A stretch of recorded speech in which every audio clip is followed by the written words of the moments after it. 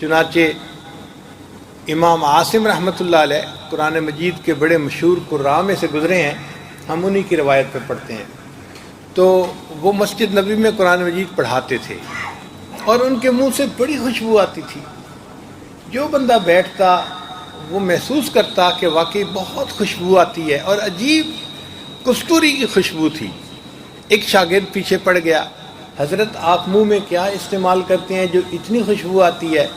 انہوں نے فرمایا بھئی میں تو کوئی الائچی وغیرہ استعمال نہیں کرتا، حضرت خوشبو آتی ہے۔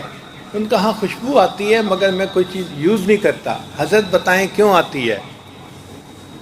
اب وہ انکار کرتے تھے، ادھر سے اصرار ادھر سے انکار، ادھر سے اصرار ادھر سے انکار۔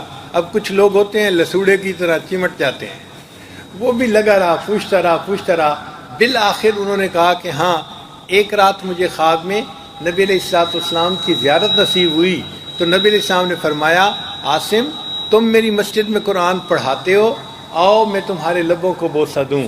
تو خواب میں نبی علیہ السلام نے میرے لبوں کو بوسہ دیا، جب سے نبی علیہ السلام نے بوسہ دیا میرے منہ سے خوشبو آتی ہے۔ تو قرآن مجید کا پڑھنا بڑی سعادت کی بات ہے، محبت کے ساتھ ہر روز قرآن کی تلاوت کرنی چاہیے۔ جتنا ہم شوق سے قرآن پاک پڑھیں گے اتنا اجر ملے گا۔ یہ کیسی کتاب ہے کہ جس کے ایک ایک حرف کے پڑھنے پر انسان کو نیکیاں ملتی ہیں، ہر حرف کے پڑھنے پر 10 نیکیاں ملتی ہیں۔ اس لیے فرمایا تبرک بالقرآن فإنہ کلام اللہ، قرآن پاک سے برکت حاصل کرو، یہ اللہ کا کلام ہے۔